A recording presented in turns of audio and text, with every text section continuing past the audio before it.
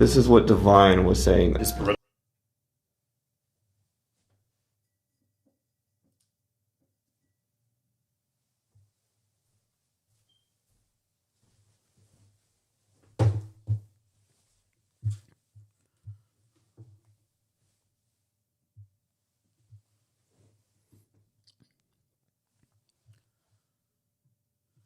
is not another boring podcast. Mustafa through the police body cam. Judge Carol Weimer under the microscope.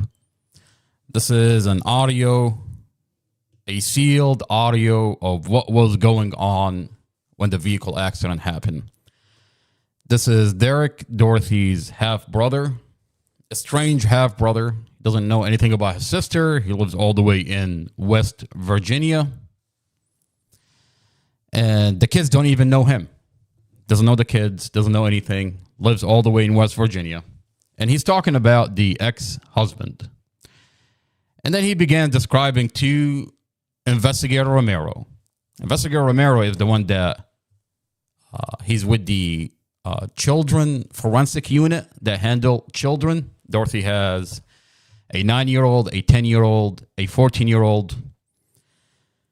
And we have information and we have evidence. The children themselves say that Investigator Romero lied to them and then put them in a forensic interview, weaponized the children against Mustafa.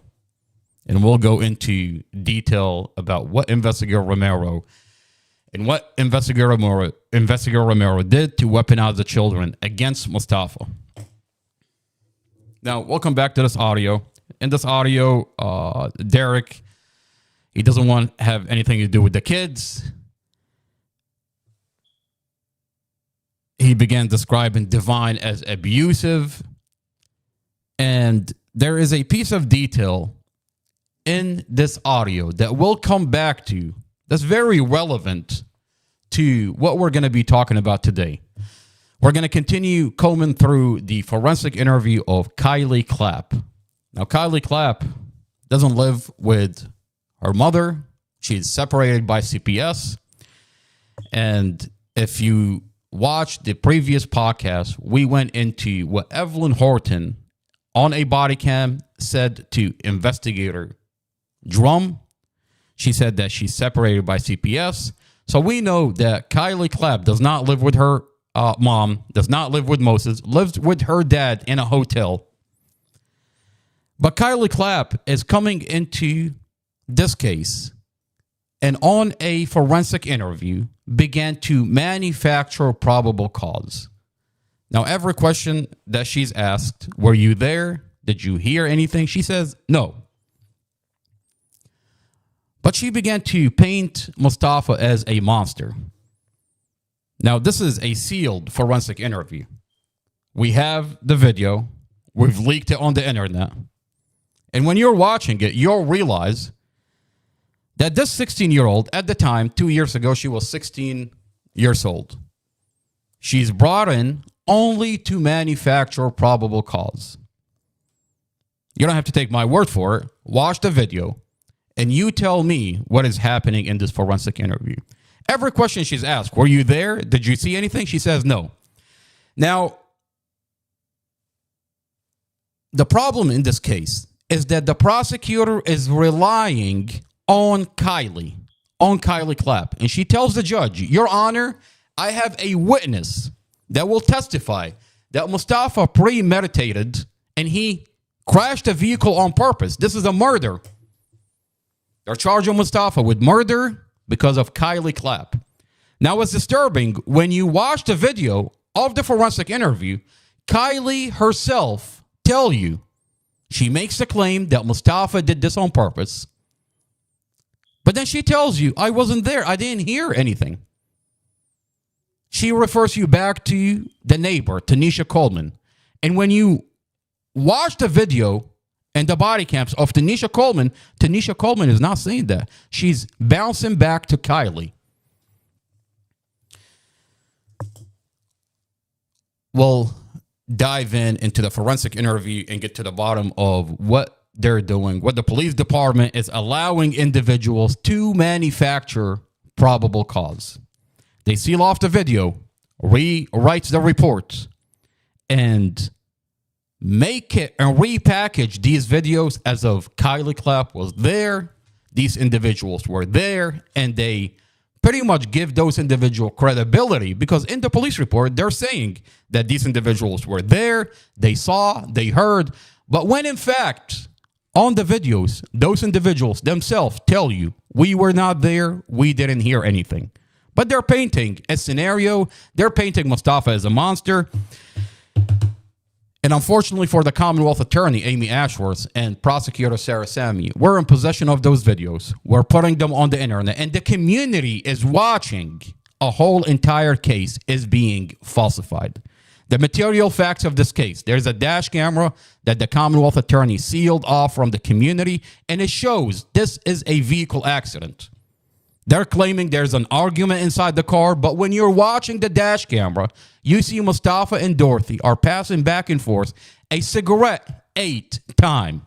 How could they be arguing if they're passing a cigarette 8 times? And the way she feels, the way that Dorothy feels Mustafa's fingers as she's taking the cigarette from him, it shows that Dorothy loved Mustafa. And there is no argument inside the car. They've lied. They cut this dash camera before impact. They muted the audio. We have evidence that they have the audio, but they've hid it for over 2 years. The material fact of this case show there is a computer inside the car that shows that Mustafa's foot is on the brake the whole entire time. The police mechanic on a body cam inspect Mustafa's vehicle and show that there's brake failure in Mustafa's car. Every piece of evidence showed that this is a vehicle accident and that Mustafa loves his family. There's a Google Nest videos inside the apartment, days on days, that shows Mustafa loves his family. The kids love Mustafa. His girlfriend, Dorothy, loved Mustafa. The Commonwealth Attorney has been avoiding the Google Nest videos for 2 years. She's pretending it doesn't exist. She's terrified that these videos are coming out, and they show that she lied about Mustafa, that her police department weaponized the children against Mustafa. I mean, at one point, in the forensic interview of Javen, the 14-year-old child, he says, Investigator Romero told me that Mustafa ran away, left my 5-year-old baby to bleed to death, and they could have saved her if Mustafa had not ran away. We have the body cams, and they show that Mustafa was in a coma. Mustafa was helicoptered to the hospital. But yet you've got an investigator that's lying to the children and weaponizing them against Mustafa. They're telling the children that Mustafa did this on purpose, ran away, left your 5-year-old baby to bleed to death, and then walked the children to a forensic interview to weaponize them against Mustafa. We have all the forensic interviews where Javen himself, the 14-year-old child, is telling us, this is what Investigator Romero told me. We're combing through, we're taking a deep dive into these forensic interview, and the disturbing part for the Commonwealth Attorney, she's terrified because it's no longer my word against her word that the police department falsified a whole entire case, that she's building a case on falsified police reports. I have the file. You don't have to take my word for it. You can go on YouTube, and I've released all the videos, all the body cams, the documents, and it shows a whole entire case is falsified. This is a vehicle accident. Mustafa lost his family in a vehicle accident, wakes up out of a coma. 2 years later, he's in a county jail without trial. The Commonwealth Attorney refused to take him to trial. She's terrified. Refused to put his evidence on the record and take him to trial. I've never seen a case. I mean, you're screaming in court that he's guilty, but you're terrified to take him to court? You're terrified from his evidence? Oh, that's right. The minute you take him to trial is going to show that this is a vehicle accident, and you're relying on investigators that falsified this case. Now, before we dive into and pick off where we left off last time, we were taking a deep dive into the forensic interview of Kylie Clapp. Let's go to our local newspaper and what our local newspaper is telling us. Now, our local newspaper is telling us, and I've never read an article like this, and it's kind of funny when the news is talking about the news. They bring in this journalist that writes columns, and he began describing how our media outlet is the best media outlet in this county, how transparent our media is, how our county supervisor, specifically Deshandra Jefferson, is the best county supervisor we've got. That it's actually your fault, the community, that she's not doing more than what she's already doing for the county. That she needs to hear from you. And it's essentially your fault that she's not doing more for the community. Wait a minute. He says that she wants to hear from you. I mean, this is who we're talking about. Al Alborn. So he writes columns in our community, and supposedly he spent time with Supervisor Deshandra Jefferson, and he came out with this conclusion, that she needs to hear from you, the community, that this is your fault that she's not doing more. And essentially, if she hears from you, she'll find out what goes on in this community so she can fix it. Well, Alborn, sir, you call yourself a journalist? Are you aware that our county jail board meetings are private? Let me repeat that for you.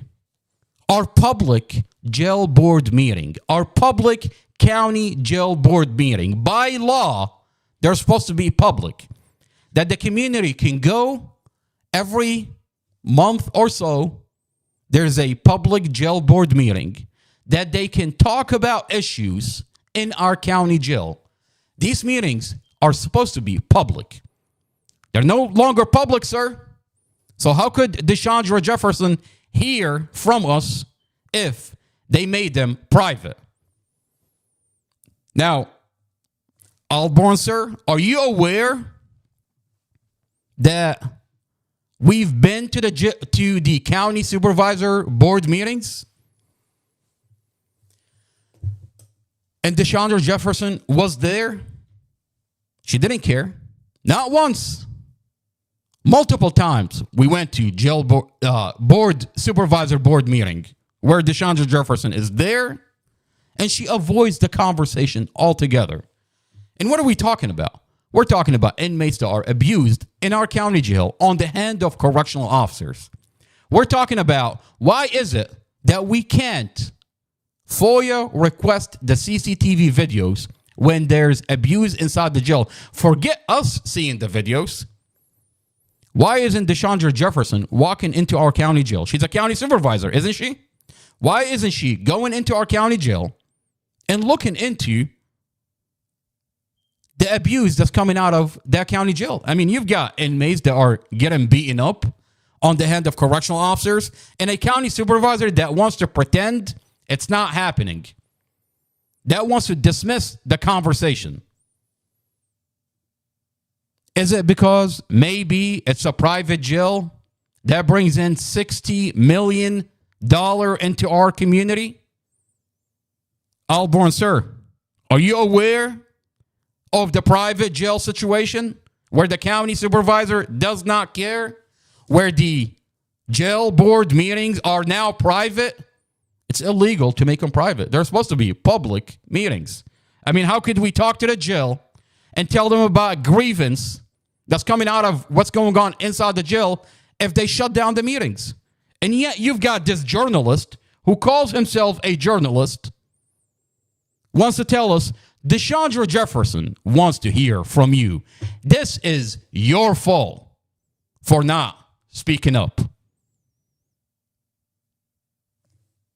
through this podcast, I'm asking you to reach out to Alborn, and tell him what is going on. I mean, how could you call yourself a journalist if you don't know what is going on in our community? I mean, do you know? And you're pretending you don't know. Because we know that the county supervisor that you're telling us cares about this community. She knows. And I'll go into the videos from the jail board meeting after we read the article. Let's read the article.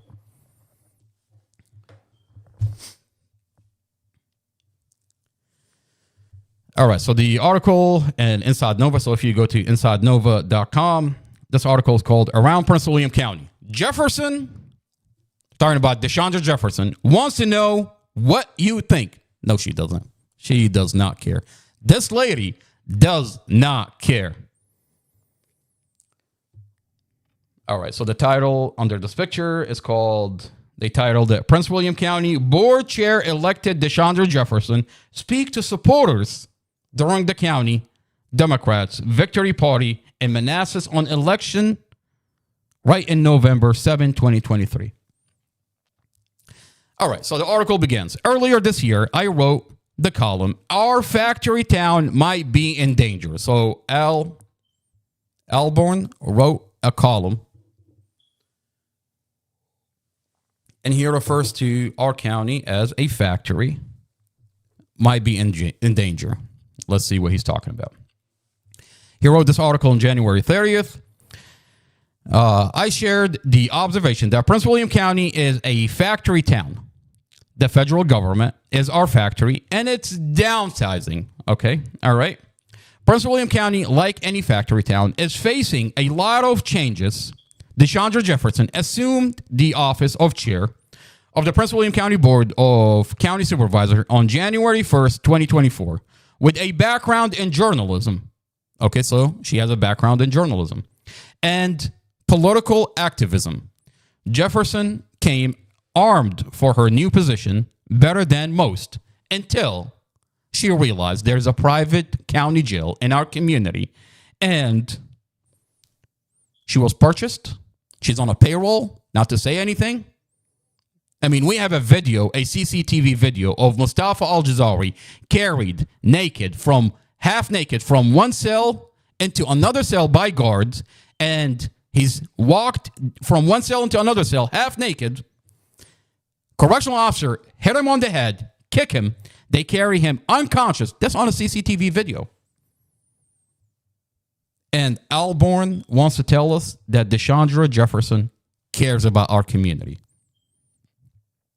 Where is Deshandra Jefferson? We went to the board meeting. We talked to her about what's happening to Mustafa Al-Jazari. It's been almost over 2 years. We haven't heard from Deshandra Jefferson. But we talked schools and residential community and other topics. Does these other topics private jail?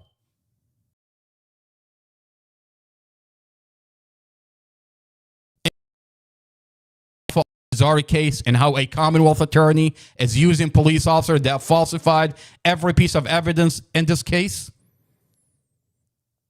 Does these other topics include Tatiana David, the black girl out of Ithaca, New York, who was murdered and killed off of I-95 2 years ago by state police, Virginia State Police, and Prince William County? Dragged out of that vehicle after they killed her, repositioned her somewhere else, only to tell the news, we found her outside the car.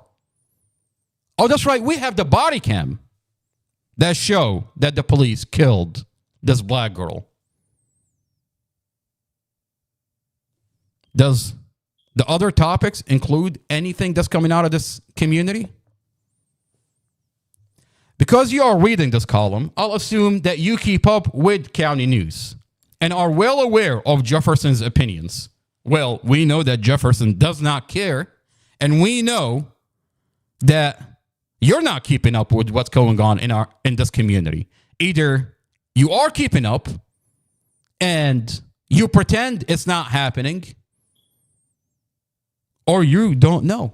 Well, how could you not know when the body cams are all over the internet? When we're going to the jail board meetings and they shut them down after they went viral. When we go to the county supervisor board meetings and DeShondra Jefferson doesn't get back to us.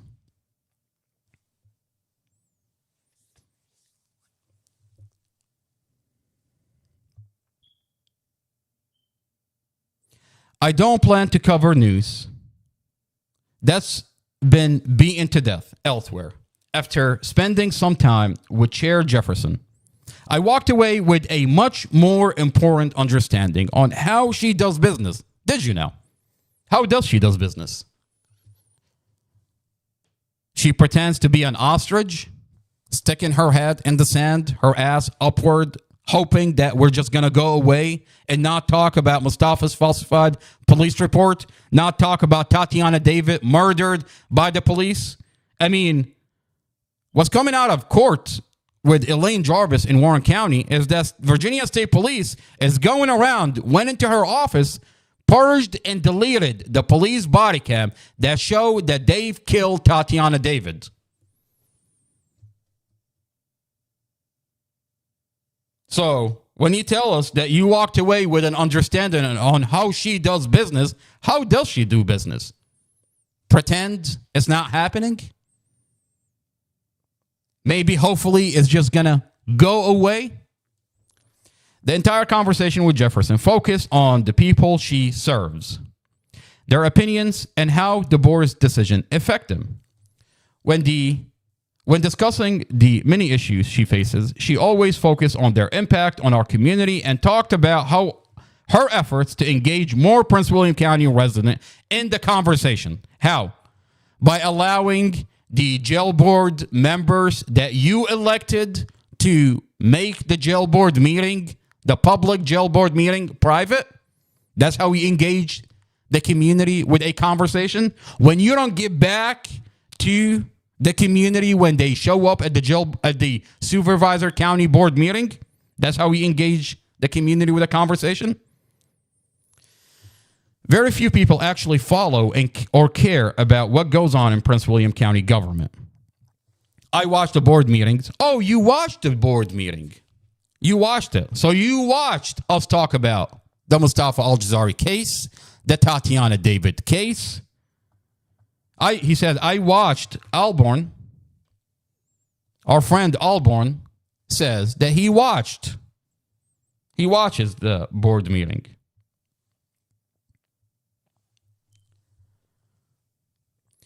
Alborn says, I watched the board meeting on my laptop. Unless there is something controversial or interesting under discussion, the room is usually scarcely populated. Yeah, maybe because the community knows that DeShondra Jefferson, our county supervisor, does not care. I mean, if the community shows up and DeShondra Jefferson does not get back to them, as a matter of fact, when they protest, she sends 40 police officers to remove them from public property because they're protesting the treatment inside the county jail. I mean, I have a disturbing video of an event that took place when we were protesting outside our county jail. 40 deputies were dispatched from DeShondra Jefferson. She had the county lawyer, the county attorney, sign off on having 40 deputies attempt to remove us from public property and stop us from protesting in front of the county jail with what's happening to Mustafa, treatment and the beating that he sustained by guards, and the abuse that's coming out of that county jail. That's your county supervisor. Issues such as data centers. Oh, you talked about data centers coming into our county. That's what you're worried about. Issues such as data centers and development draw bigger crowds. However, these bigger crowds represent barely a fraction of a county with a population approaching 500,000. Or decision or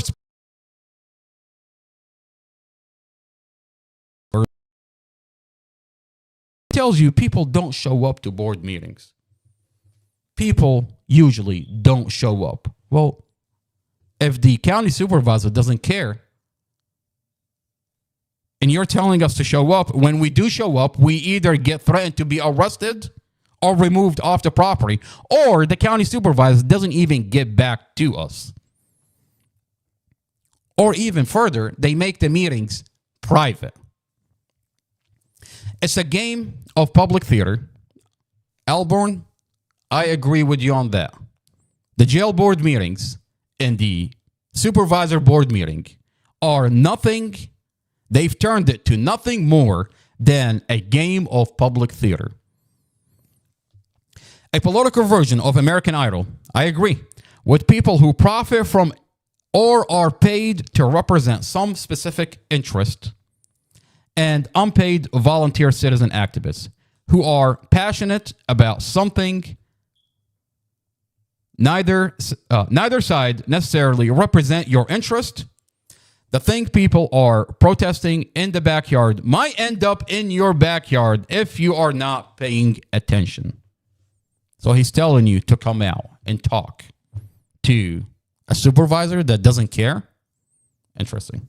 Alborn, you've got an interesting take on what goes on in our community. Regardless of the topic, the discussion with Chair Jefferson focused on involving more people in the conversation. How? How is she involving more people in the conversation? I mean, if she's telling the supervisor, if she's telling the jail board members that she elected to shut down and make a public board meeting, jail board meeting, private, how is she attempting to engage people in a conversation? She's working hard to fix that.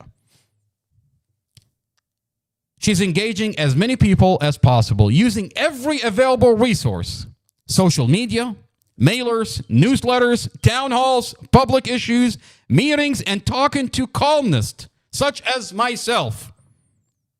That's beautiful that she got to talk to you. Maybe next time you talk to her, you tell her about the case of Mustafa Al-Jazari, where police falsified every piece of evidence in that case. Maybe you'll tell her about the black girl that was shot and killed by Virginia State Police in Prince William County on a body cam. Maybe you'll remember these cases that's coming out of this county. She wants to hear what people are thinking. No, she doesn't. I'm going to play a video from a board meeting where we went to her on a jail board meeting. We talked to her, and she never got back to us. As a matter of fact, she avoids the conversation. She can't win if you don't play. You're asking us to play, but the game is rigged. They do what they want. The media is in their pocket. And I have a feeling, sir, that they've got you in their pocket. I mean, you're on Inside Nova. You're advocating for the county supervisor. How could we play, sir, if the game is rigged? When you see the bulldozers pull up in front of your home to widen your road or clear land next to build a data center, it's too late. That's what he tells you.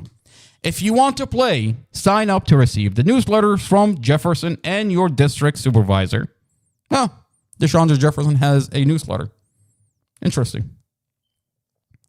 Keep track on the board agenda posted on the county website and Facebook page. Attend town halls. Subscribe to a local newspaper or email, ask questions, and share your opinion with Jefferson and your supervisor.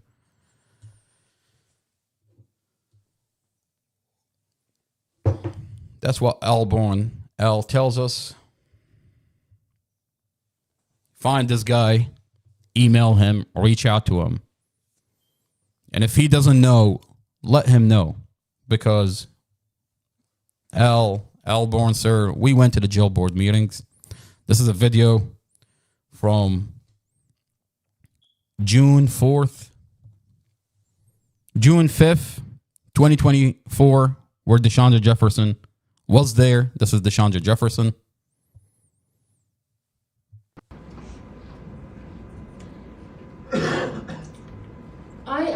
I'm gonna. That's her in the middle. I do appreciate Supervisor Vega for working with the applicant, and I appreciate the applicant too for working with all of us who came to them with questions, comments, and concerns. This is what we talked about. Right here in our county, at the Prince William County Adult Detention Center. My family and I have been outside of the jail protesting for this abuse, for accountability. The jail has stripped inmates naked, sexually assaulted them, deprived people of food, water, clothing, basic human rights. That's all we're asking, basic human rights. My brother has been held in solitary confinement, going on 14 months now. He was raped by correctional officers last year on May 24th. He was assaulted, beat up on April 17th and 19th this year. And when we called the police, they refused to show up. Now, when you call the police, anywhere you are in America, when you call the police and an officer refuses to show up, you have a problem. In January, my mother and I were at the courthouse when an attorney assaulted my mother. It was caught on camera, and the police refused to file a report. Every officer I talked to from Prince William County says, not my jurisdiction. Every agency that I call in Prince William County, when I tell them that this is from the Adult Detention Center in Manassas, they tell me that that's not our jurisdiction. They tell me to talk to the 11 jail board members who are in fact running the jail. You can't complain to your abuser. Now, over 15 people have come forward from inside the jail and talked about how they were stripped naked, they were beat up by officers, deprived medical attention, and these are pre-trial detainees. This is a violation of due process. It's a violation of the law. These inmates are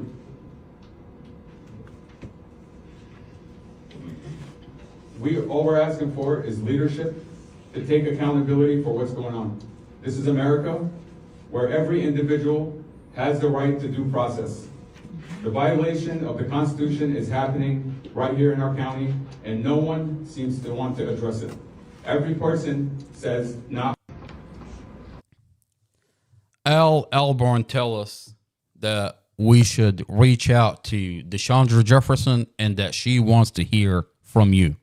Now, this is a CCTV video of Mustafa where 6 giant guards enter Mustafa's cell.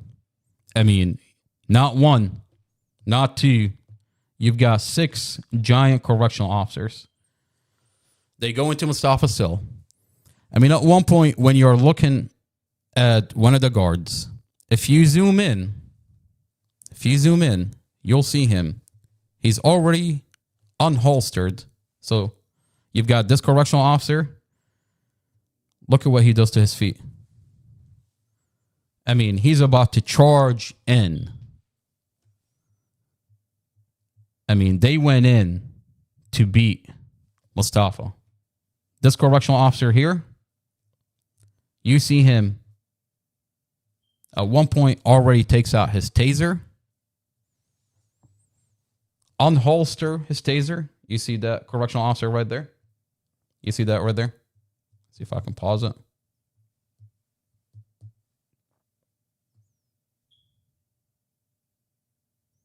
You see that right there? He's already unholstered his taser. You see that right there? He's already unholstered his taser, and he goes in. They go in, beat Mustafa.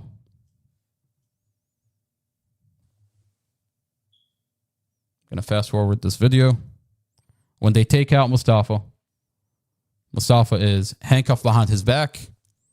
He's half naked. This is Mustafa. He's half naked. He's handcuffed behind his back.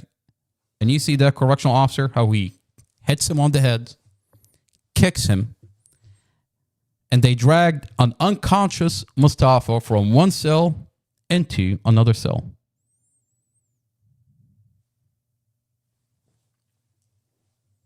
Mustafa's feet is barely touching the ground. He's carried by two giant correctional officers.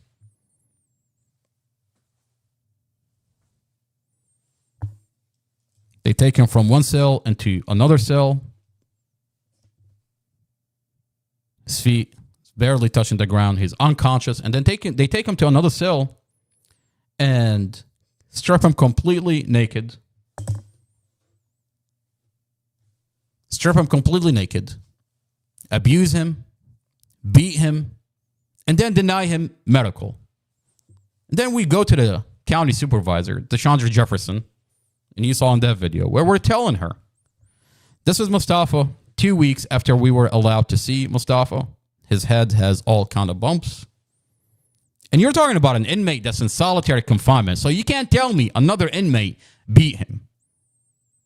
The only individuals that have access to Mustafa is correctional officers. These are the injuries. His arm is 3 times the size of a normal arm.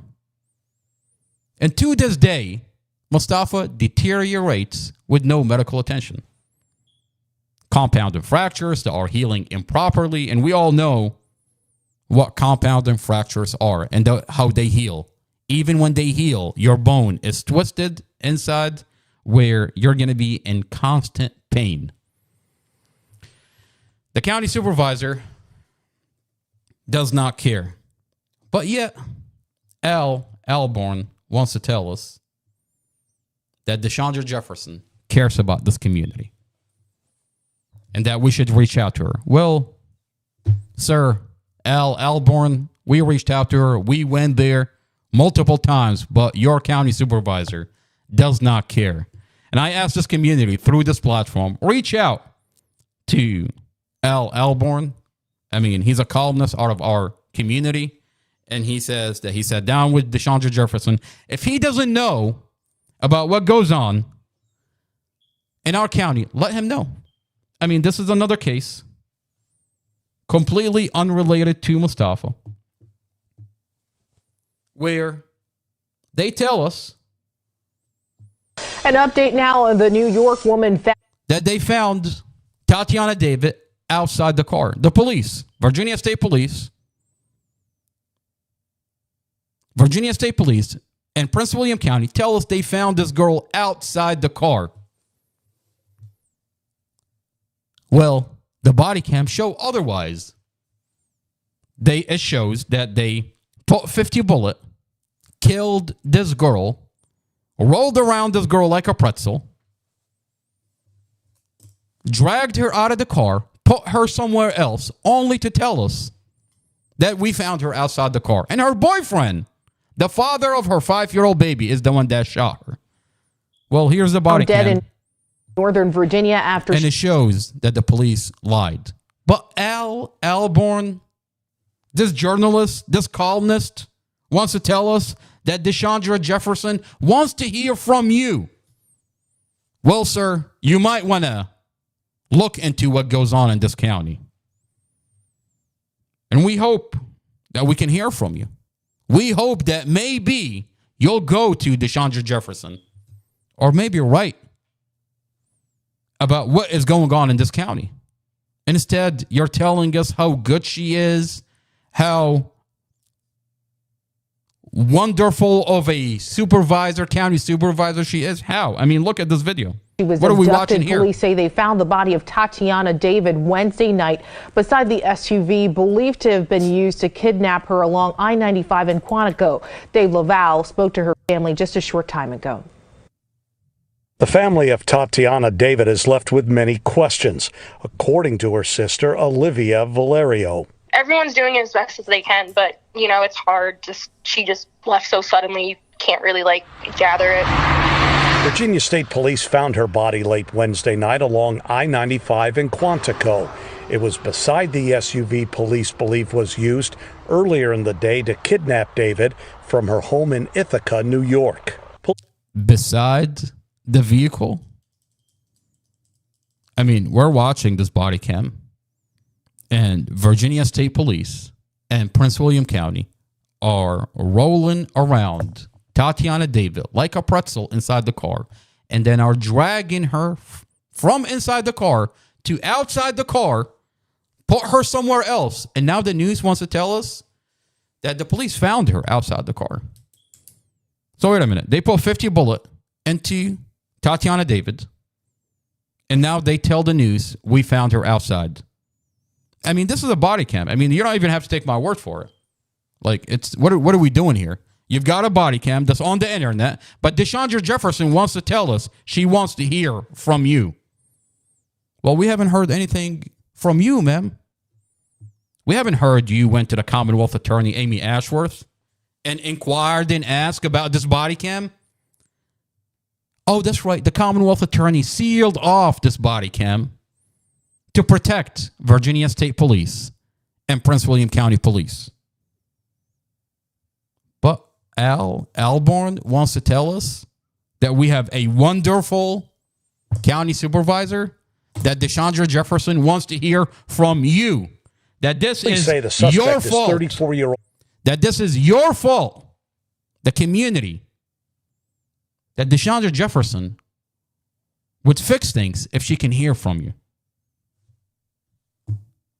Michael Davis, a former partner and the father of David's 4-year-old son. Police shot Davis after they said he first fired at them. State trooper pulled over White for what we've been told were wrong license plates. That led to a high-speed chase that ended 20 miles away and a shootout. David's death came on her 34th birthday. She was just so perfect in every way. She was everything you could ask as a sister. She was there for me whenever I needed her with advice, or just there to talk when I needed her. And you just couldn't miss her once you saw her. She's so amazing. An update now on the New York woman found. Reach out to Al Alborn and let him know. If he doesn't know, let him know. Hopefully he's not on the payroll of DeShandra Jefferson or the county jail, the private county jail that brings in $60 million into our community. Now, let's take a deep dive back into the Mustafa Al-Jazari case. Picking up from where we left off last time, we were taking a deep dive into the forensic interviews of Kylie Clapp. The prosecutor tells us that she has a witness, and she's basing a whole entire case that this is not a vehicle accident, that this is a murder. That's what the prosecutor tells the judge inside the court. Another individual came forward to say that this defendant had told Dorothy that he would kill her in the past. Okay, so when you listen to the forensic interview of Kylie Clapp, a couple of things that we're looking for. Is she a witness? Because I went through the whole thing, and then she's claiming that Mustafa did this on purpose, but then she says, when the forensic interview is asking her, where did you get that information from?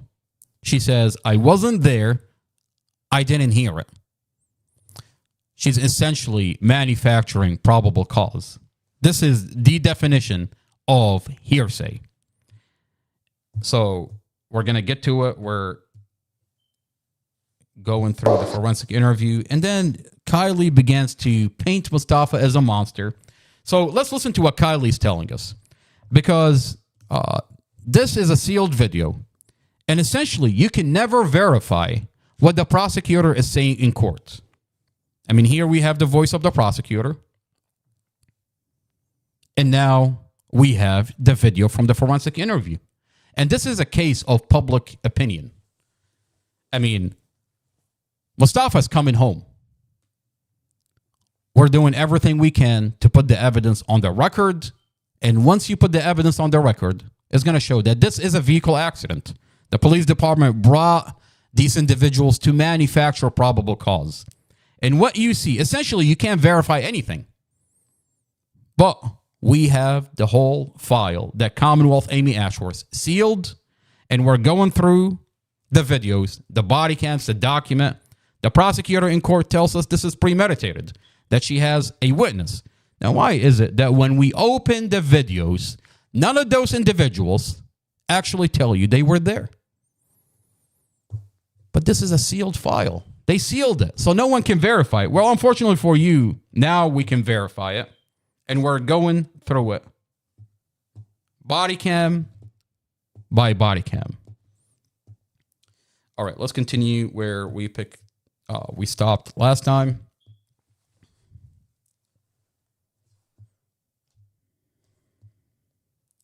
So in this clip, the forensic interviewer would ask Kylie, who is Moses? And all right, so let's go to the video. There we go.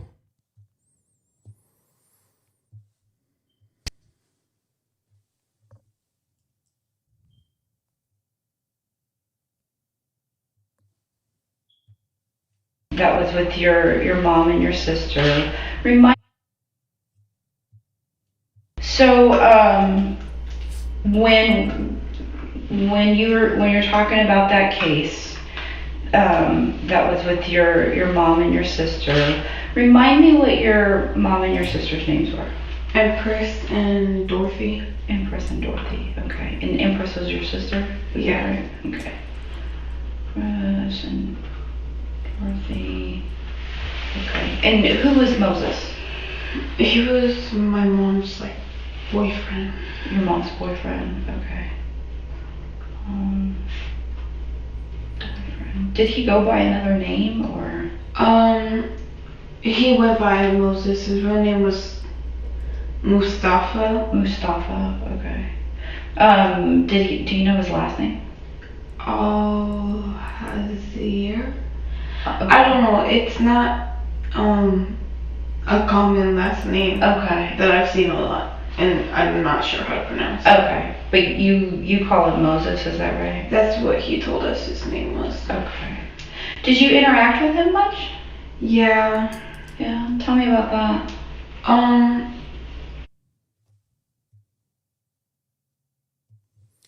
Okay, so this is Kylie at the time.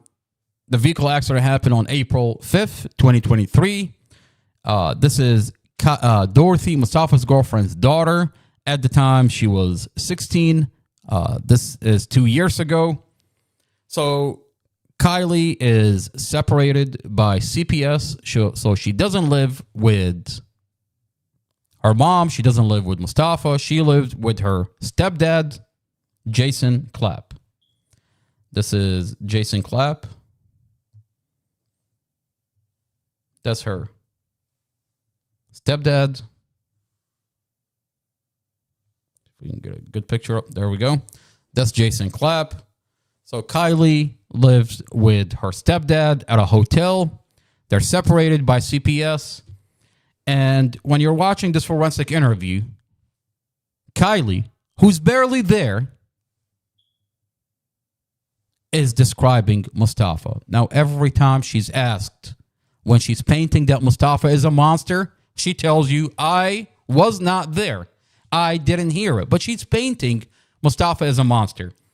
And the disturbing part is they're repackaging this forensic interview where the prosecutor puts in a document in the discovery, and he says, I observed the forensic interview, and he began writing his own narrative about what he saw, and essentially omits a lot of the details that will show that Kylie was not there. When you read what the prosecutor put in the discovery. He's validating what Kylie says in the forensic interview. He omits a lot of the details that show that she wasn't there and essentially validating everything she's saying. They seal off the forensic interview, and pretty much anybody that inquire about the Mustafa Al-Jazari case, they'll give them this document. Well, unfortunately for Jason O'Sullivan, the prosecutor that repackaged this forensic interview, we're going through the forensic interview, and this forensic interview is going to be used in court.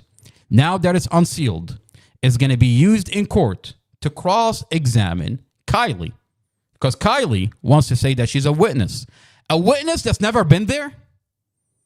I mean, talk about hearsay. But of course, you can't verify anything in this case because they sealed off the whole entire thing. Let's continue. So, in this clip, Kylie began talking about her mom, and she says that Mustafa is stalking my mom. And then, I mean, in one breath, she says Mustafa is stalking my mom, and then in another breath, she says mom is dating Mustafa. Which one is it? Is he stalking mom? Is he dating Mustafa? She says mom is crazy about her boyfriend. She loved her boyfriend. Wait, you just told us that Mustafa is stalking your mother. And the disturbing part in all this is the lady that's conducting the interview is entertaining it. The prosecutor that's watching the interview repackages the whole thing, and he leaves out the part where they're dating, that Dorothy says she loves Mustafa, that Kylie says that mom says that she loves Mustafa, and he only writes that Kylie said Mustafa is stalking his girlfriend. Let's listen to what Kylie's telling us.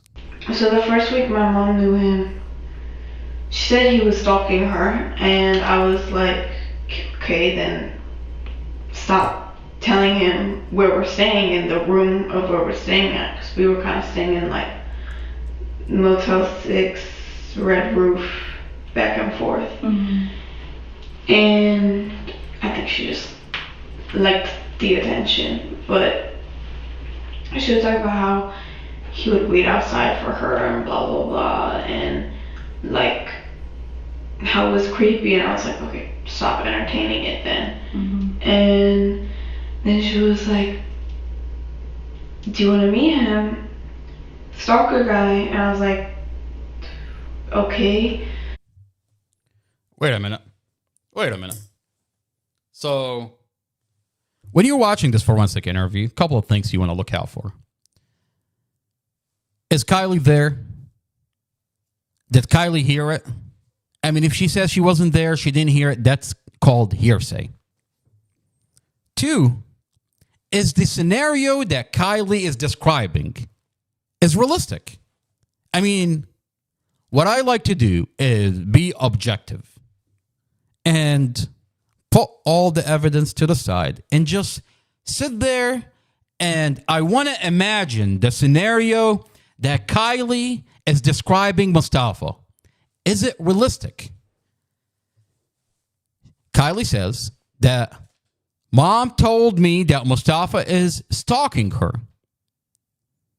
And then she goes on and she says, mom told me, do you want to meet? Do you want to meet him? Wait a minute. If he's stalking her, why is she asking her daughter to meet this guy that she met? I mean, it doesn't add up. Oh, wait a minute. Mom met a guy that she loves, that she's telling you she loves, and now is asking you to meet him. She wants to introduce him to the rest of the family. She wants to see if everything is like it doesn't make sense that Kylie is telling us that Mustafa is stalking mom, but yet she's asking her daughter to meet this person that she's dating. It doesn't make sense. I mean, even if I want to imagine the scenario, it doesn't make sense.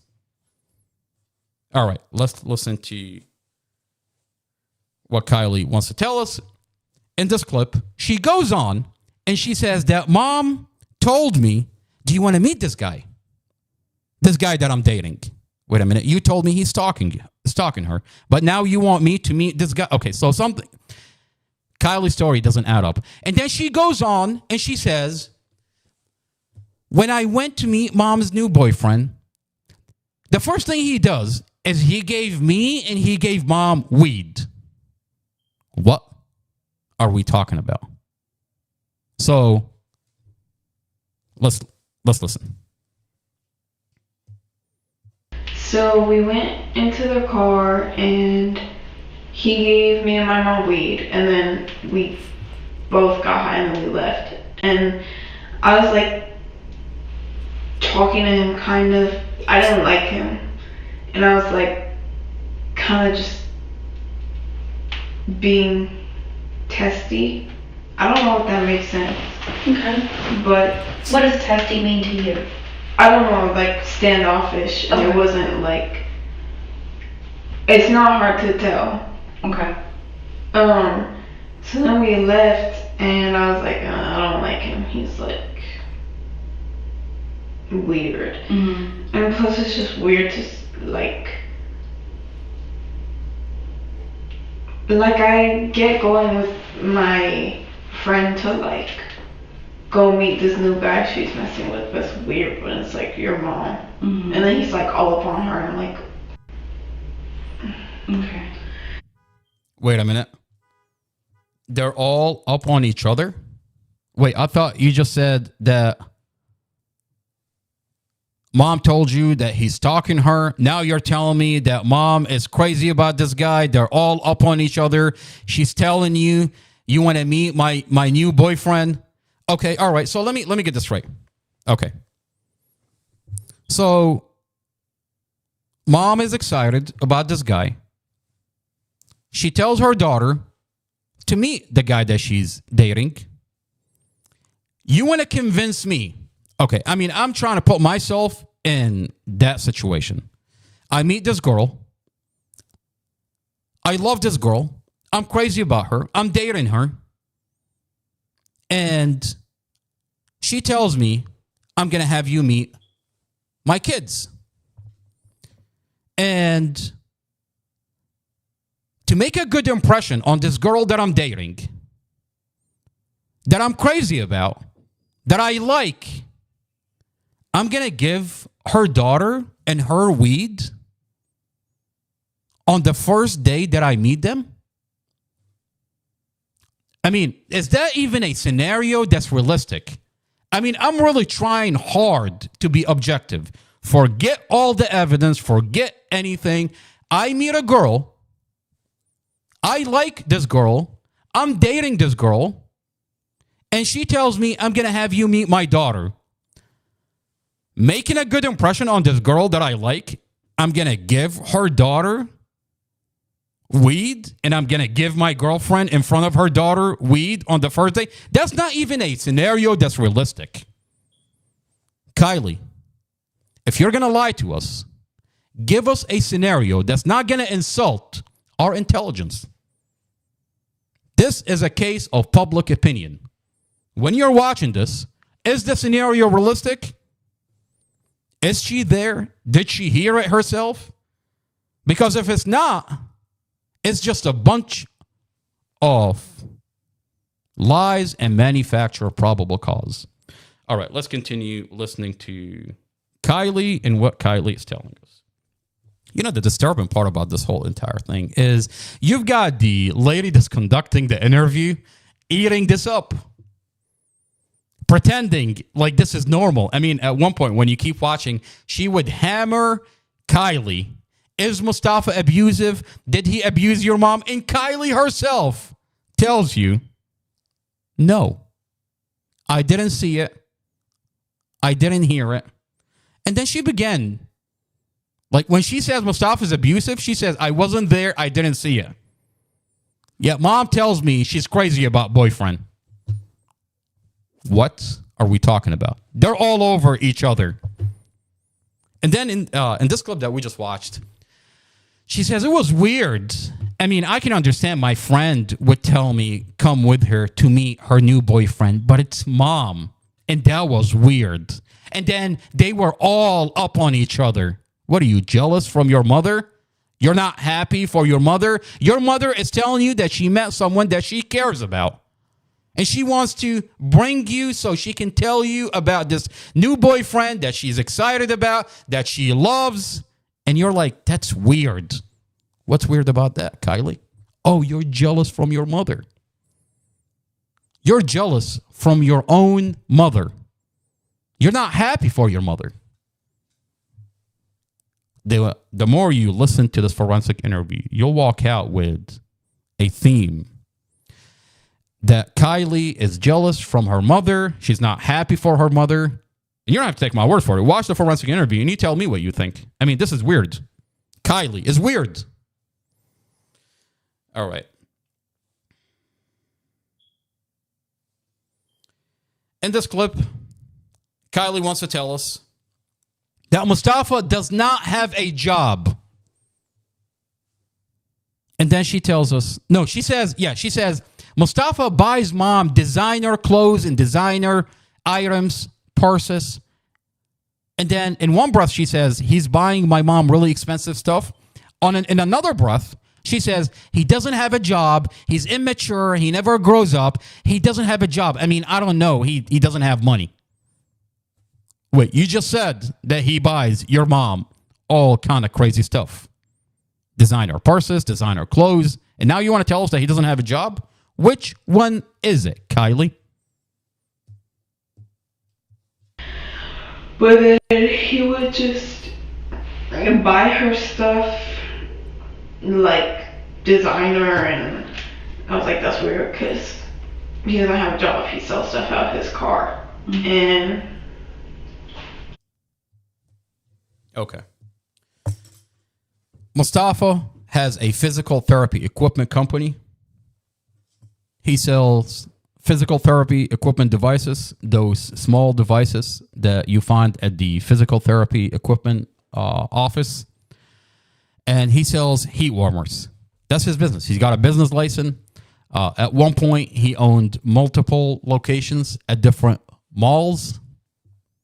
Fredericksburg Mall, Woodbridge Mall, different locations. He had a contract with Andrews Base, and he had multiple locations at multiple military bases at different at one point. Fort Meade, Fort Boulevard, Andrews Marine Base, Andrews military base. And Mustafa has a unique way of running a business without overhead. What am I talking about? Me and Mustafa, we would go to different locations, talk to the establishment that's there, get permission to promote the company. Promote the company, sell the equipment, and I would go with my brother, and I would pass out I have a roadside assistant business, mobile mechanic, pass out my cards, help my brother promote the business, sell the equipment, and that's cutting off the overhead. I mean, a lot of time, Mustafa's company is in between contracts, whether it's the military base, whether it's an actual location, and in between, Mustafa runs a business without overhead. Now, Mustafa is also contracted with me at the Marine base with my roadside assistant company. And anytime I need a Marine vehicle to be picked up, I would send my brother, Mustafa. I would send him, go. He's got base access, and he's contracted in my company. And we pick up a vehicle, bring it to the shop, fix it, and Mustafa, do me a favor, go ahead and drop it off. In between him running his company, he would help me out with my company. And in between me running my company, I would help him run his company. Now, this is the videos I ran. I helped Mustafa build his company. So every time Mustafa would sell an equipment from his company, I would interview the customer and have the customer tell us about their experience with Mustafa's company. This is one video. We just bought this device. We came to the store in this area and we seen them hanging out here. Tried it on. It felt really good. All those things that he named that it would help. We have all those problems as far as the carpal tunnel, plantar fasciitis in our feet, arthritis, and we bought it and thought we would give it a try. We're not big on medications or anything like that, so here we go. In a couple minutes, he had it sold. This is another customer. I have endless videos of testimonials.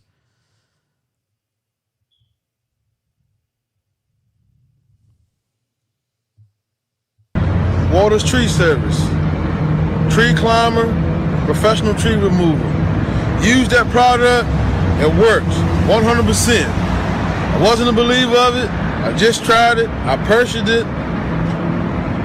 Buy it. If you don't believe it, buy it. Come by here, the guys are set up over here by Big Lots. Try it out. Excellent, excellent. Number one, my man. This is another customer. I'm impressed. I ran across a guy that I met at Potomac's Mill Mall 5 years ago. He 5 years ago. Listen to what he said. 5 years ago, I ran into the same person 5 years ago at Potomac's Mills when I bought a device from him then. But Kylie wants to tell us he doesn't have a job. Wait a minute. He just told us that he bought your mom designer clothes, designer purses, but he doesn't have a job. I mean, she's pretty much trying to describe Mustafa as a bum. And this is the theme that you see throughout the case, because you've got Investigator Davis, when he sat down with the ex-boyfriend, he's looking down on Mustafa and attempting to paint him as a bum, like a person that is homeless, doesn't have a job, doesn't care. Why is the police attempting to paint Mustafa in a specific narrative? I mean, I can understand Kylie, but to have the police do it? Oh, that's right. The police did not like Mustafa because Mustafa had a giant lawsuit against the police. Mustafa, in 2018, started a lawsuit that dragged all the way to the vehicle accident, over $500,000 lawsuit. And Mustafa was being harassed left and right. This is a video from when Mustafa was pulled over, where a police officer goes into his car and he's coaching another police officer. He's coaching another police officer. This is Mustafa. He's being watched. He lives off of Onville Road. The other police officer, he doesn't know Mustafa. But you've got a specific police officer coaching his fellow police officer on Mustafa. Listen to this video.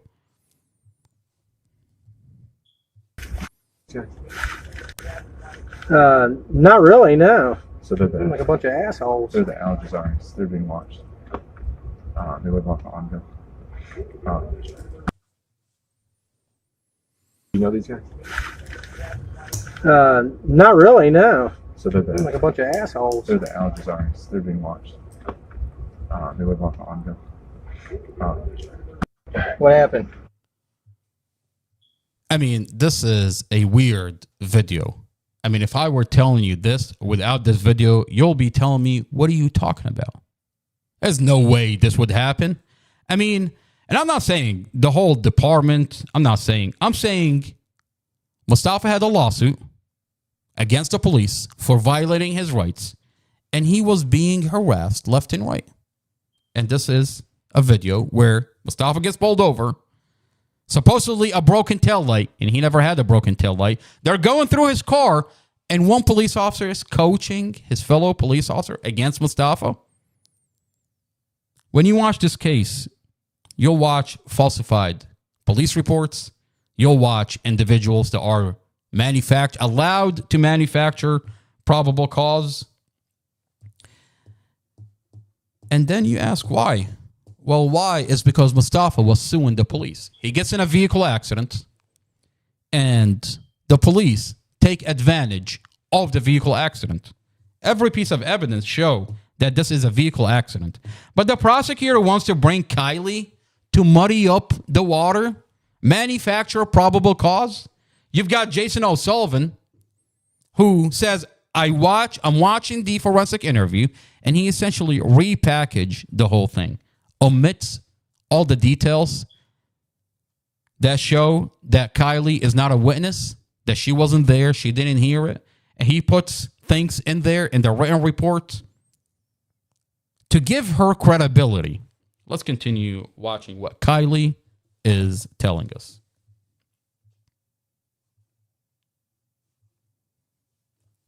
In this clip, Kylie wants to tell us that Mustafa is so violent. Well, before we go into this clip, we just watched Kylie say that when she went into the car, when mom asked me to meet boyfriend, her new boyfriend, the first thing that he does, he gave me weed, and he gave my mom weed. I mean, this scenario is so unrealistic. The community is watching this BS. And then you have the forensic interview watching and pretending like she's taking it in and she's writing things down as if this is a likely scenario. I mean, the best part is that at one point, Kylie tells the forensic interviewer that Kylie, she was high all the time. Wait a minute. Let me pull this up.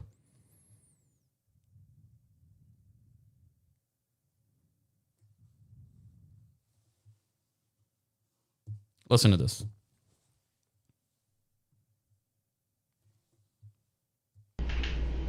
I don't know. This was like February, but I was also high all the time, and it was really hard to I don't know.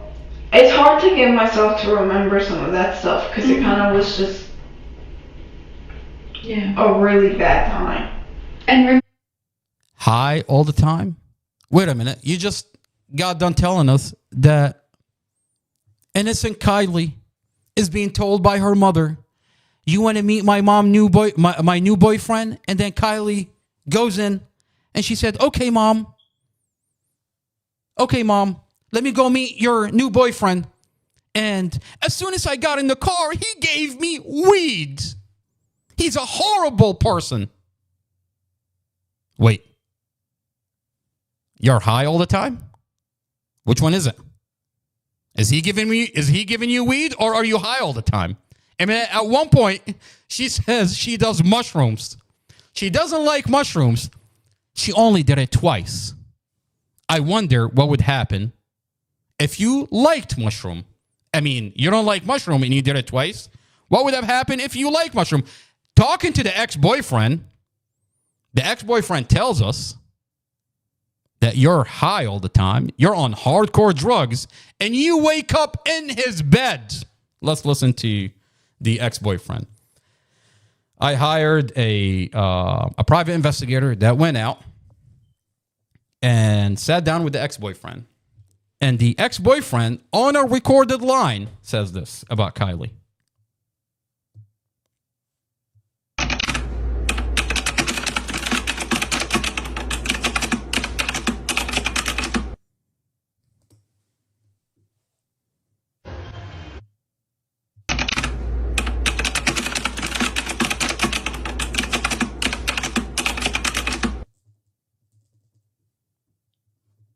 My dad, he's a piercer. He pierces like a lot of strippers, and he had brought up to them.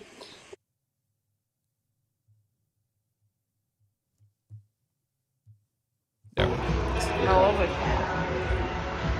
she? 16? 15 or and 16. The one time her daughter came to my house all high and shit, I'm like, yo, bro, nah. I told her, like, yo. Like just weed or? No, it's not weed. If it was weed, I wouldn't care as much. Yeah. She used to come in and like nodding. And then like on the ground like like opiates. Man, I'm sitting there like, bruh. So Glenn Ford, this is the ex-boyfriend. Glenn Ford tells the private investigator on a recorded line that Kylie would show up on hardcore drugs. She'll be on the ground. She doesn't know where she's at. All right. Glenn Ford, tell us more. What do you think about Kylie? What was Kylie like? Like, I took him, and I didn't act like that. Like, that was like, me, I used to do it like to the point where I took it because I didn't want to get sick with all this shit. So I took like one, I'm good for the date. Yeah. She looked like she took like multiple, or she took them like different ways. Did Mom do it with her? No. I know it for a fact. Dorothy didn't do pills with her, but she would smoke weed with her. Okay. And I told Dorothy, your daughter comes in this house like that one more time. Why do you think that she did something like she did what happened to her with that one? Her daughter said it. What the fuck she say? Like when she was arguing with her mom, like, cause Dorothy and her used to argue all the time. This is not the oldest Not the oldest one. All right, Glenn Ford, tell us why you kicked Dorothy out of your house when you were in a relationship with her. This is the ex-boyfriend. At one point, he calls the police. There is all these entire police reports, body cams, police reports, where he got rid of Dorothy. Kicked her. Essentially, when Mustafa met Dorothy, Dorothy was living in a van, homeless, with 4 kids. 5-year-old Empress, 9-year-old Javen, and 10-year-old Imagine, and 14-year-old Javen. And Kylie was living with her dad at the hotel. She's separated by CPS. Now, Dorothy was homeless, living in a van. That's when Mustafa met Dorothy. Why was Dorothy homeless? Glenn Ford kicked her out in the cold because he was fucking her 16-year-old daughter at the time. Listen to what he says. Older one, she's a sweetheart. She's a fucking sweetheart. But she gangster too. Nah. Like, she gangster, like, she's ready to kill that nigga. Like, seriously kill that nigga. She's the one that wanted to kick. The older one. So what did she say to? Oh, cause they be arguing. Yeah, and she be like, the way she dressed and shit. Dorothy be like, you run around acting like a little slut or whatever. And she be like, oh, you look pop all the hell back because we used to fuck the same guys and da-da-da-da and all that shit. I'm like, oh. What? Y'all gotta go. Wow. Y'all gotta go. She said a little bit too much. Glenn Ford, on a recorded line, says that Kylie and Dorothy would argue. Dorothy would tell her, you walk around like a slut, half naked, and Kylie would get so upset, and she would tell her mom, we're fucking the same guy. And Glenn Ford gets so upset, he's like, y'all gotta go. Y'all gotta go. You said too much. You told your mom. And then he goes on and says, Kylie would be so high, he would wake up and she's in his bed. He's talking about a 16-year-old. Glenn Ford wakes up to Kylie being in his bed. And he's like, oh, I didn't want her to be in my bed. I told her to get up, get out. Listen to what he says. Wow. And she was only 16? And said we used to? Like, y'all gotta go. This shit right here, like, nah. I'm not about that life, nah. I don't want no cops knocking on my door asking for you. Wow. And they did that too. After I kicked her out, whatever, the school system came. like, yeah, it's Dorothy Fontaine. I'm like, yo, she can fucking live here. What am I here for? Yeah, because her kids haven't been in school for weeks. I'm like, I don't know where she at. She doesn't live here. She never lived here. Like, a lot of her behaviors remind me of someone who has a substance abuse problem. no, she never, like, she didn't do no drugs. She What about that Mustafa guy? I don't know. I just think he just smokes weed. Cause I even asked her, like, you know what I'm saying, like, yo, you on? Is he an alcoholic? I just know he smokes weed.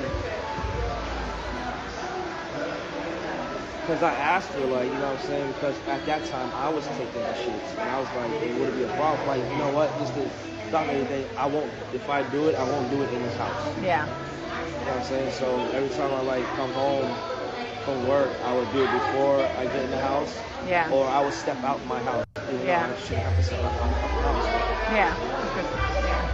And every time she's trying to sleep in my bed, I'm like, no, go in the fucking living room, yo. I'm like, you're not sleeping in my bed, not with me in it. He wakes up to 16-year-old Kylie, all drugged up, and she's in his bed. A 40-year-old man wakes up to a 16-year-old in his bed. Oh, we're on the same drugs. Yeah, hardcore drugs. She doesn't know where she's at. And she wakes up. He says she wakes up in his bed. Tell us more, Glenn Ford. Like, I don't want I don't want none of that drama. I don't want to be caught up in none of that shit. One time I went to sleep, I woke up, she was in my bed. I got my ass up and went in the fucking living room and stuff. Like, it's right now. Like, I fuck with you, you're my friend and all that. Like, I know we had a history, we had a past, whatever, but this is different. This is fucking different. We are grown. You are still you're in a worse situation what I met you in. Yeah. I had to force those kids to take a shower. I had to force those kids to take a fucking shower. I had to teach them how to fucking take a shower. I mean, I wasn't in there with the boys looking at them or whatever. I'm like, yo, when y'all wash up, you know what I'm saying? That's how you wash up. Every day when I come home from work. A 40-year-old man is forcing kids to shower. He's talking about the 9-year-old, the 10-year-old, the 14-year-old. You're forcing kids to shower? And he says, I wasn't looking at them. I'm just trying to get them a shower. You're a disgusting human being.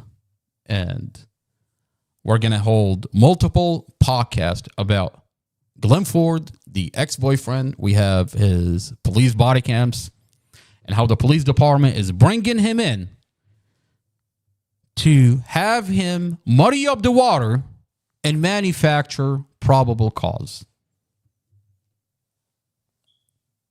I mean, this is so disturbing with Glenn Ford. At one point, he says, Mustafa doesn't know me, but I've been watching Mustafa.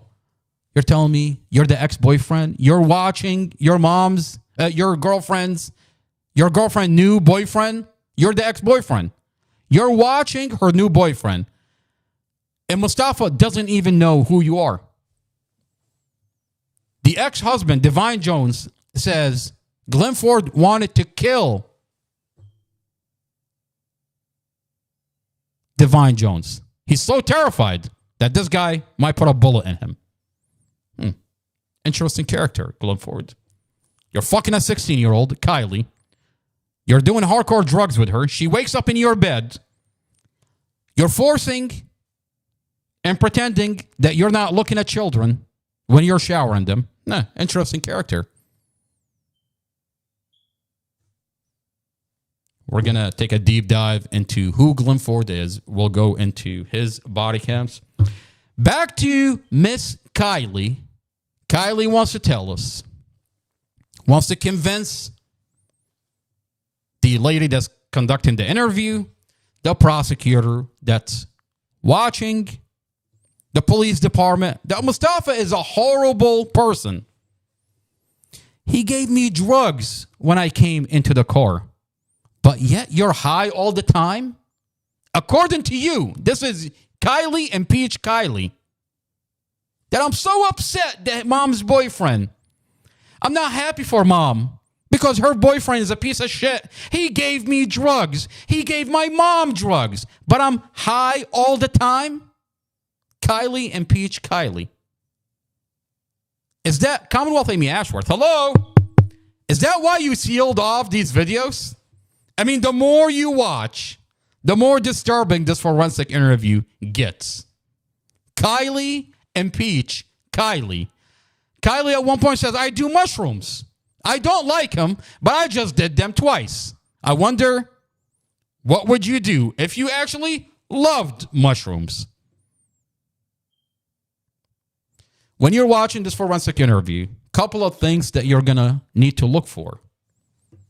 Is Kylie a witness? I mean, we go back to what the prosecutor is telling us. The prosecutor is telling us that she has a witness. Another individual came forward to say that this defendant had told Dorothy that he would kill her in the past. Another individual came forward and he's going to testify to that Mustafa said that he's going to kill Dorothy in the past. A prosecutor, Sarah Sammy, is relying on Kylie.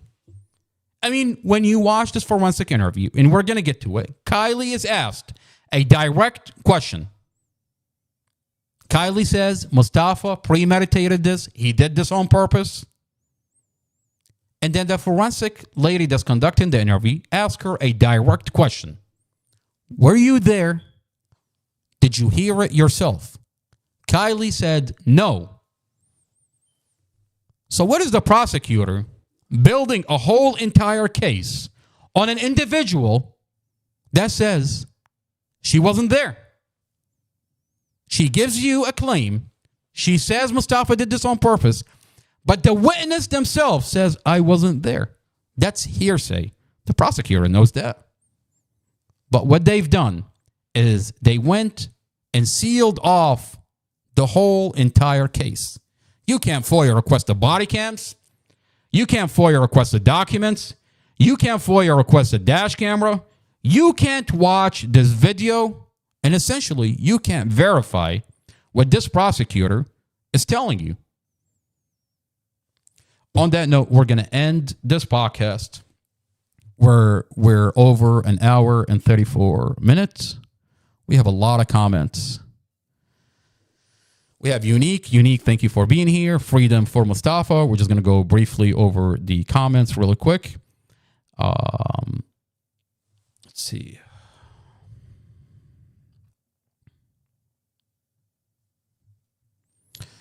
Casey, I love you, ma'am. Thank you for being here. Casey says, hello, mama. Missy, I love you, ma'am. Missy says, hello, Casey and mama. Casey says, yeah, your mom's boyfriend who she loved. Dorothy. Kylie says, mom said she's crazy about boyfriend. She loves Mustafa. But then turn around in another breath and she wants to say, yes, Mustafa is a horrible monster. Mustafa is abusive to my mom. Were you there? Kylie says no. It's hearsay. That's manufacturing probable cause. I mean, you're telling us that mom said she loved Mustafa. The boys, the kids love Mustafa. I mean, if you're going to lie, make it realistic. Don't insult our intelligence in the process. Casey says, hi, Missy. Free Mustafa says, hello, Casey, Habibti.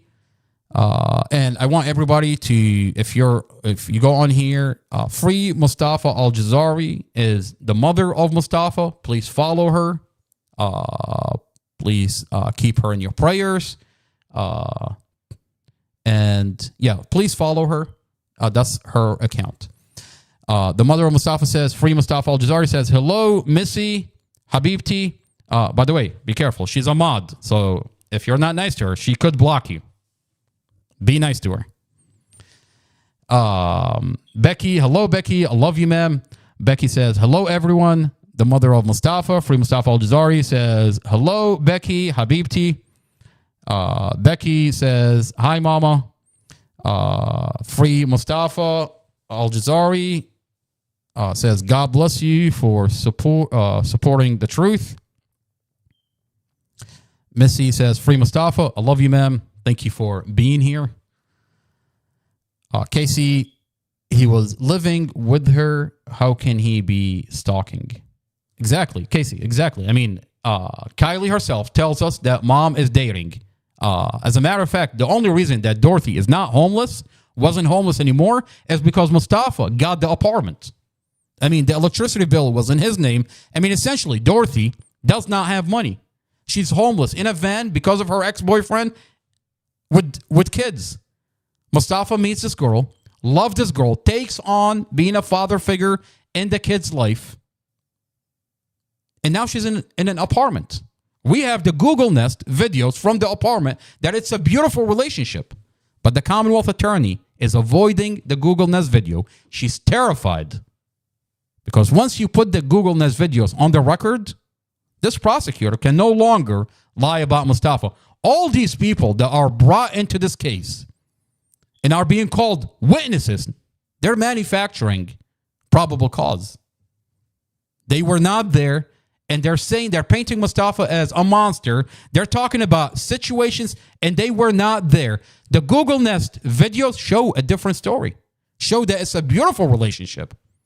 The minute that you bring in the Google Nest and put them on the record, Mustafa's coming home. I've never seen a prosecutor terrified from the evidence. Casey says, stalker guy, oh my God. Exactly. Even the scenario is not realistic. 1 minute you say stalker, 1 minute you say he's dating. Which one is it, Kylie? If you're going to lie to us, don't insult our intelligence. Casey says, no, it's lame to even say that he would give them weed. The scenario just doesn't add up. I like this girl. I'm excited about this girl. I'm dating this girl. And now their relationship is getting deeper. She wants to tell me to introduce me to her daughter. The first thing I'm going to do to make a good impression on this girl that I like is by giving her daughter weed. Oh, wait a minute. Her daughter is high all the time. What are we talking about?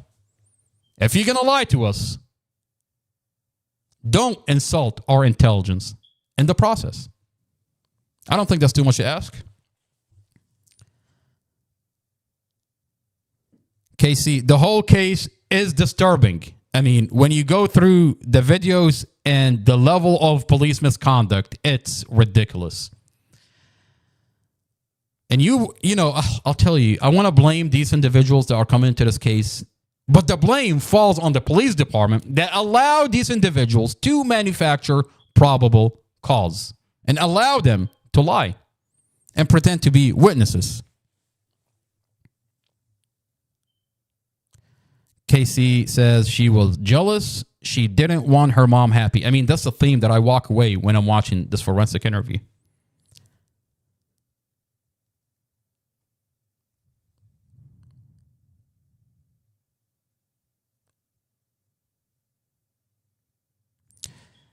Legitimate self Liberties Lewis Mordadas. Thank you for being here. Lewis says potential police investigation,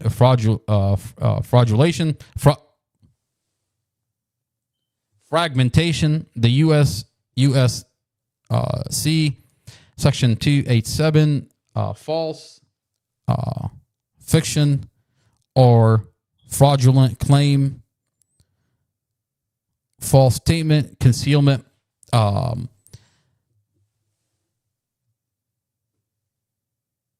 Lewis, thank you for being here and thank you for weighing in on this case. I look forward to following up with you on Messenger.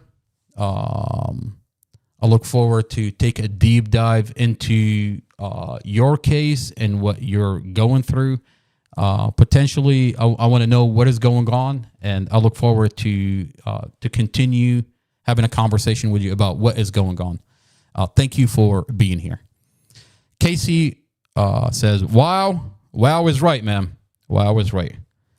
we've been saying wow for the past 2.5 years, and we're in shock trying to process what this police department is doing in the Mustafa Al-Jazari case. Becky, do you fight for people rights, or did this happen to you? I think Becky is asking Lewis this question. Okay.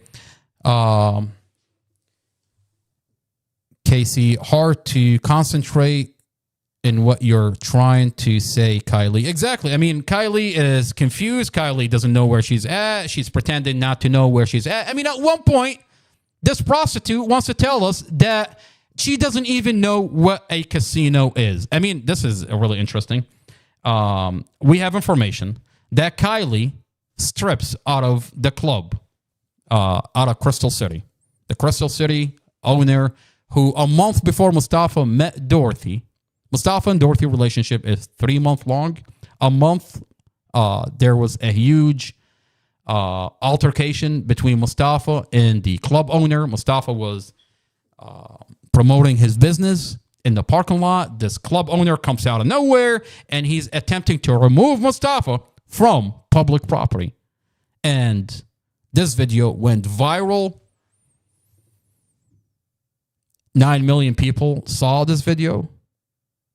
Mustafa is attempting to de-escalate. This guy is aggressive and it has racism all over this video.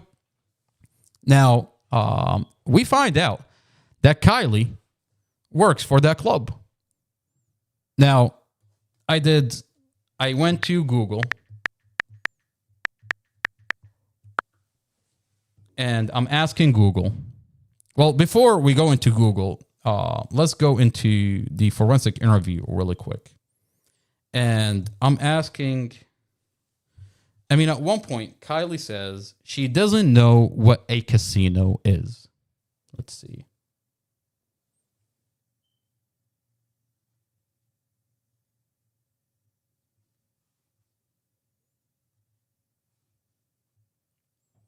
There we go.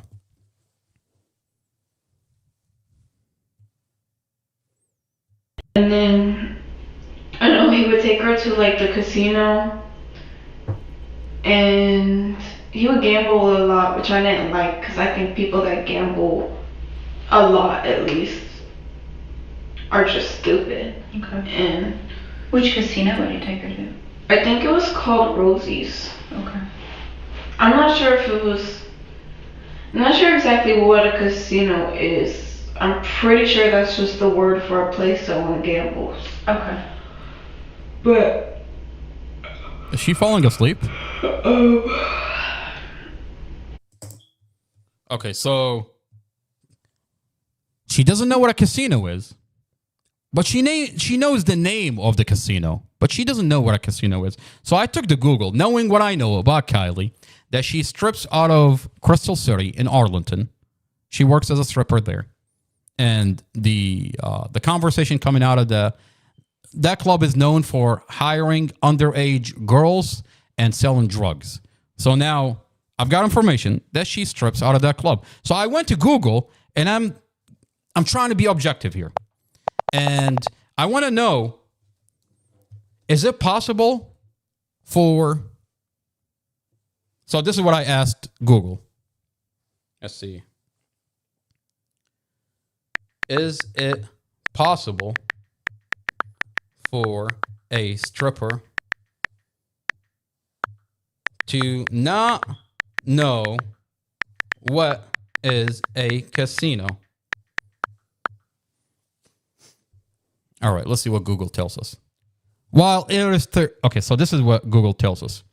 Google tells us, while it is theoretically possible for someone, regardless of their profession, to be unaware of certain common establishment, it is highly unlikely a stripper, especially on working in areas where entertainment and nightlife are prevalent, would be completely unfamiliar with what a casino is. Casinos are often associated with entertainment and are frequently located in areas with a lively nightlife, places where strippers might work for or interact with people who frequent casinos. Even Google is telling you, if you're going to lie to us, don't insult our intelligence. On that note, we're going to end this podcast. We're way over an hour.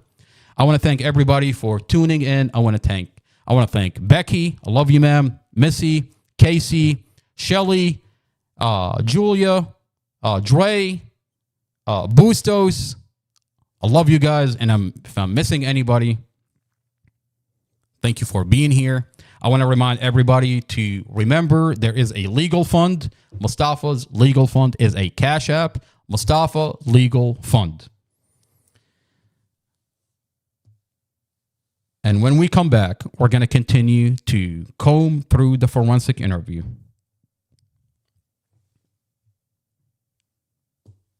It's a lot of details.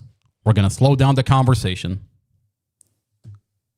And we'll continue the forensic interview. This is not another boring podcast. Mustafa through the police body cams. Judge Carol Weimer, you're under the microscope.